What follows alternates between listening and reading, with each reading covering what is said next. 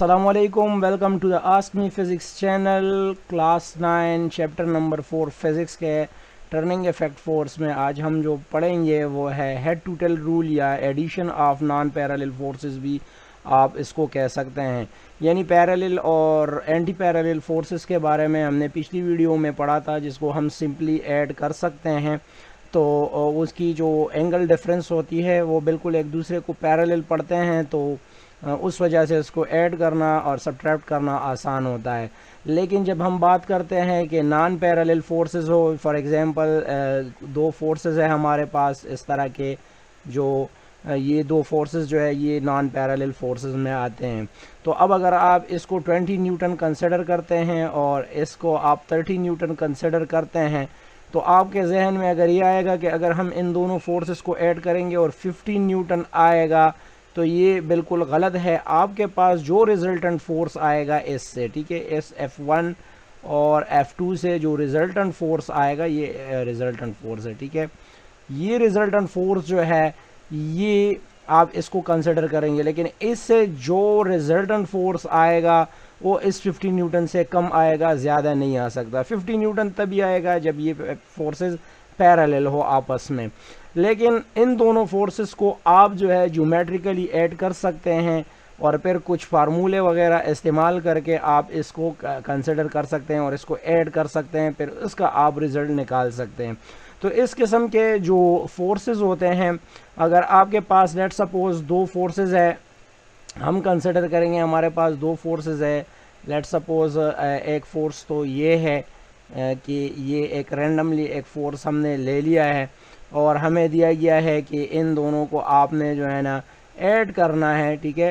तो इसको हम ऐड कर सकते हैं इन दो फोर्सेस को, लेकिन ये दो फोर्सेस चूँकि नॉन पैरेलल फोर्सेस हैं तो ये डायरेक्टली ऐड नहीं हो सकते। तो फिर इसका जो तरीक़ाकार हम करते हैं, तो इसका तरीका ये होता है कि आप क्या करते हैं कि एक फोर्स का जो फोर्स 1 जो होता है, यानी पहला फोर्स आप जो लेते हैं उसके हेड पर दूसरे फोर्स का टेल लगाओगे, ठीक है, इस तरह से, ठीक है। जब ये आप इसके साथ लगा देते हैं, ठीक है, अगर आपके पास तीसरा फोर्स है, अगर उसको भी आपने ऐड करना है, इधर F3 हो हमारे पास, तो उसका जो टेल होगा, ठीक है, वो इसके हेड पर लगाएंगे।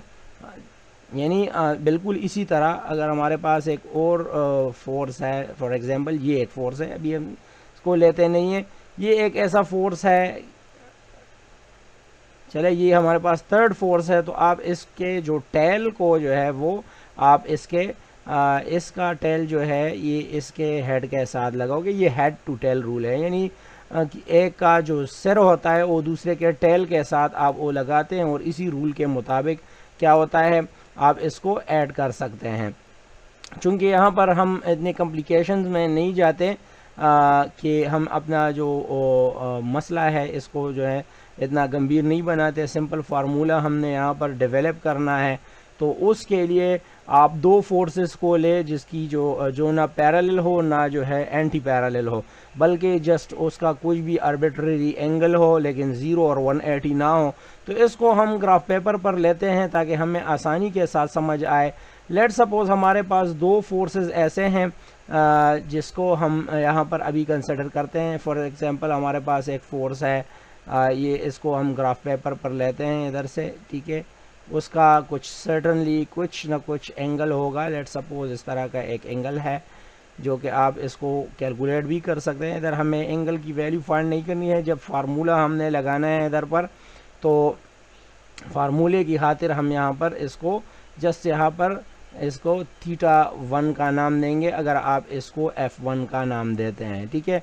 तो दूसरी साइड पर अगर हम फिर इसी को कंसिडर करते हैं कि हमारे पास दूसरा भी एक वेक्टर है, तो अगर आपको वो वेक्टर दिया गया है, फॉर एग्जांपल ये वेक्टर है, ये वाला वेक्टर है, आपने इसके साथ इसको ऐड करना है, तो आप जस्ट इसका जो टेल है, ठीक है, वो आप उठा लें और इसके हेड पर रखें, यानी इसके हेड पर आप इसके टेल को रखें, तो आपके पास जो है वो दूसरा फोर्स भी जो है आ गया है और इसको आप F2 का नाम दे सकते हैं। अब ये जो है यहाँ पर अगर हम इसके एंगल की बात करें, तो ये जो लाइन है हमारा हॉरिजॉन्टल लाइन, अगर हम इसके हिसाब से देखते हैं तो यहाँ पर अगर आप देखते हैं तो इसका जो एंगल है उसको आप थीटा 2 का नाम दें। ये भी कुछ ना कुछ एंगल हो सकती है, फिर बाद में इसको हम वैल्यूज़ देंगे कि फार्मूले से किस तरह आप इसकी वैल्यू निकाल सकते हैं। तो अब यहाँ पर जब आपका रिजल्टेंट फोर्स आएगा, यहाँ पर ये रेड कलर का हमारा रिजल्टेंट फोर्स होगा। अब ये दो फोर्सेस अब ऐड होने को है, तो इसके लिए हम क्या करते हैं, अब ये दो फोर्सेस ऐड करनी है, तो इसका जो नेट फोर्स बनेगा, ये रिजल्टेंट फोर्स बनेगा, वो इस तरह हम करेंगे कि इसका जो टेल है वो इसके हेड के साथ लगा लेंगे, ठीक है। तो ये जो है हमारे पास रिजल्टेंट फोर्स बन गया है, ठीक है। तो इस रिजल्टेंट फोर्स को अब आप अगर कैलकुलेट करना चाहते हैं, यहाँ पर ये जो है थोड़ा उधर हो गया है, मैं इसको यहाँ से क्या करूँगा, इसको साफ लिखूँगा यहाँ पर F1, ठीक है। F1 हमारे पास ये F1 है, ठीक है। अब ये जो रेड लाइन आपको नज़र आ रहा है, ये हमने कंसिडर किया हुआ है, ये एक FR आप इसको कह सकते हैं। ये नेट रिजल्ट है इन दो फोर्सेस को, यानी अगर एक ऑब्जेक्ट पर ये दो फोर्सेस लग रही हैं, तो वो दो फोर्सेस को जो रिजल्ट आएगा उनको आप हटा दें और इस वाले फोर्स को लगा दें, तो आपका जो रिजल्ट होगा ये वही होगा। यानी ये एक फोर्स जो है इन दो फोर्सेस के बजाय आप लिख सकते हैं। जैसे कि दुकानदार जब आप उनसे सौदा वगैरह लेते हैं, फ़र्ज़ करें 1 kg का आप लेते हैं, तो उनके पास 500 ग्राम के अगर दो पत्थर है, ठीक है, 500 ग्राम के दो पत्थर है, तो वो रख के या 1 kg रख के, तो दोनों से सेम ही रिजल्ट आएगा। लेकिन इस केस में चूंकि ये स्केलर है तो इसमें सिंपल एडिशन हो सकती है, लेकिन वेक्टर्स में आप जो है इस तरह नहीं कर सकते क्योंकि उसमें डायरेक्शन होती है। अब देखें, इस सिंपली हमें नज़र आया कि थीटा 1 और थीटा 2 में फ़र्क है। तो अब जो यहाँ पर रिजल्टेंट फोर्स को हम कैलकुलेट करेंगे, उसके लिए कुछ फार्मूले होते हैं। वैसे तो बाज़ लोग जो है 9 के लेवल पर जस्ट पाइथागोरस का थ्योरम लगाते हैं कि पाइथागोरस का जो थ्योरम है, पाइथागोरस थ्योरम, आगे हम इसके बाद जो आएंगे टॉपिक रेजोल्यूशन ऑफ फोर्सेस में, उसमें हम पाइथागोरस ही का जो थ्योरम यूज़ करेंगे। लेकिन यहाँ पर जो हम यूज़ करेंगे वो पाइथागोरस हमारे लिए काम नहीं करेगा, क्योंकि पाइथागोरस थ्योरम जो है वो राइट एंगल ट्राइंगल, यानी जिसमें 90 की एंगल हो जिस ट्राइंगल में, उसके लिए आप यूज़ कर सकते हैं उनके अननोन साइड्स को फाइंड करने के लिए। लेकिन यहाँ पर पाइथागोरस थ्योरम का इस्तेमाल करना हमारे लिए जो है वो मसला हल नहीं करेगा।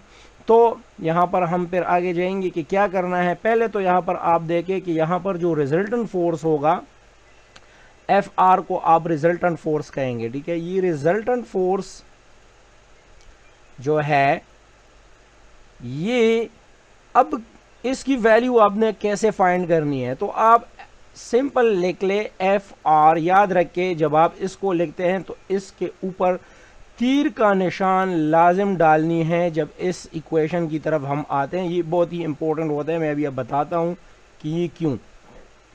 F1 तो इस पर भी तीर का निशान, और F2 इस पर भी तीर का निशान। ये एक फार्मूला बन गया कि रिजल्टेंट फोर्स किसके बराबर होगा, F1 plus F2। But it's not so simple कि आपने बस F1 को 20 न्यूटन और ये 30 न्यूटन है और दोनों को आप ऐड करते हैं और जस्ट 50 न्यूटन गेट करते हैं। ये नहीं है, इस तरह नहीं है, क्योंकि इनके एंगल्स में फ़र्क है। अभी इसके साथ एंगल्स इंट्रोड्यूस नहीं हुए हैं। तो इसको यहाँ पर जो आप इसका रिजल्टेंट फाइंड करोगे, उसके लिए हमें कुछ फार्मूला की जो ज़रूरत होगी वो हम यूज़ करेंगे।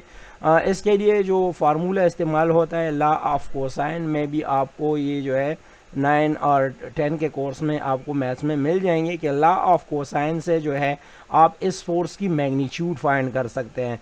फिर इस फोर्स का जो आप यहाँ पर फोर्स की जो बात करेंगे, तो याद रखें कि इस रिजल्टेंट फोर्स के लिए एंगल का होना भी ज़रूरी है। यहाँ पर हम जस्ट सीखेंगे कि किस तरह आपने FR के लिए जो है आपने मैग्नीट्यूड फाइंड करनी है। तो वो लॉ ऑफ कोसाइन आप यूज़ करोगे। लॉ ऑफ कोसाइन में क्या होता है कि आपके पास किसी भी ट्राइंगल के 3 साइड्स होते हैं और एक एंगल होता है। अब अगर उस एंगल को आप फाइंड करते हैं, चले यहाँ पर जो एंगल है उसको आप कंसिडर करें थीटा, ठीक है।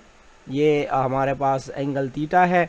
ये आपको मालूम होना चाहिए। यहाँ पर तो हमें मालूम नहीं है, लेकिन न्यूमेरिकल में दिया गया होगा इसका रिजल्टेंट फोर्स का जो थीटा होता है, डायरेक्शन होता है। ये बाद में हम फाइंड करेंगे रिजोल्यूशन ऑफ फोर्सेस में कि ये किस तरह होता है, लेकिन यहाँ पर आपके पास जो थीटा की वैल्यू है वो मालूम होनी चाहिए। आप इसको थीटा की जगह अल्फा बीटा जो भी आप नाम देना चाहे दे दे। तो ये हमारे पास एक ट्राइंगल बन गया, और अगर इस पर हम लॉ ऑफ कोसाइन इस्तेमाल करते हैं, लॉ ऑफ कोसाइन, तो आपको देखने को जो मिलेगा वो यहाँ पर लॉ ऑफ कोसाइन इस तरह होता है कि आपके पास जो यहाँ पर एफ आर की वैल्यू आएगी, ठीक है, इसको आप स्क्वायर ले लें, और यहाँ पर ये जो होगा आप F1 का स्क्वायर लोगे, और फिर आप F2 का स्क्वायर लोगे, -2 F1 F2, और काज अगर आपने यहाँ अल्फ़ा डाली है तो आप काज अल्फ़ा लगा ले, और ये under the square root, sorry यहाँ पर अगर आपने स्क्वायर लगा ली फिर स्क्वायर रूट नहीं होगा, ये जस्ट आप इस तरह लगा सकते हैं। या अगर इस फार्मूले को हम इस तरफ से देखते हैं डायरेक्टली, जो कोसाइन लाइन की ओरिजिनल शेप होती है वो इस तरह होती है, एफ आर स्क्वायर ये होता है F1 square F2 square -2 F1 यानी पहला फोर्स मल्टीप्लाई सेकंड फोर्स और काज अल्फ़ा। तो ये जो है ये फार्मूला, फिर हम इस पर स्क्वायर रूट लेते हैं तो हमारे पास जो है ये वाला फॉर्म बन जाता है। तो इससे आप जो है अपना जो इस रिजल्टेंट फोर्स का मैग्नीट्यूड होता है वो हम इसी मेथड से फाइंड करते हैं। और इस तरह हमने जो है ना हेड टू टेल रूल के मुताबिक दो फोर्सेस को ऐड करना सीख लिया है। इसी तरह अगर आपको कोई कहे कि ये दो फोर्सेस आपने सब्ट्रैक्ट करनी है, किस तरह सब्ट्रैक्ट करोगे, तो जस्ट इस फोर्स को आपने अगर सब्ट्रैक्ट करना है तो इस सब्ट्रैक्ट का मतलब ये कि इस फोर्स को उल्टा कीजिए, तो ये फोर्स फिर आपको जो है इसका जो डायरेक्शन मिलेगा, फिर आप उसको सॉरी ये बिल्कुल इसी तरह 180 डिग्री पर टर्न आउट हो जाएगा, और इसका रिजल्टेंट इस तरह आएगा। फिर यही कोसाइन का फार्मूला इस्तेमाल करके आप इससे हेड टू टेल रूल का जो है के मुताबिक जो कोसाइन लॉ से है इसका मैग्नीट्यूड फाइंड कर सकते हैं, इस वाले का रिजल्टेंट जो होगा। लेकिन ये जो है यहाँ पर बहुत ही बेसिक केस है, फर्स्ट ईयर सेकंड ईयर में, फिर आगे जाकर इसकी और अपग्रेडेड फॉर्म आपको मिलेंगे। 9 के लेवल पर इतना ही समझना ज़रूरी है कि आपके पास जो रिजल्टेंट फोर्स की जो मैग्नीट्यूड है, अगर आप उसको वेक्टर फॉर्म में लिखते हैं इस तरह, ठीक है, तो इस फॉर्म में ये आपके लिए आंसर नहीं दे सकता। ये फार्मूला जस्ट ट्रू है सिर्फ लाइक वाइज पैरेलल और अनलाइक वाइज पैरेलल फोर्सेस के लिए, बट नॉन पैरेलल फोर्सेस के लिए फिर हम इस फार्मूले को जो है इस एफ आर की जो वैल्यू निकालेंगे वो इस लॉ ऑफ कोसाइन से निकालेंगे और इसी को सॉल्व करेंगे।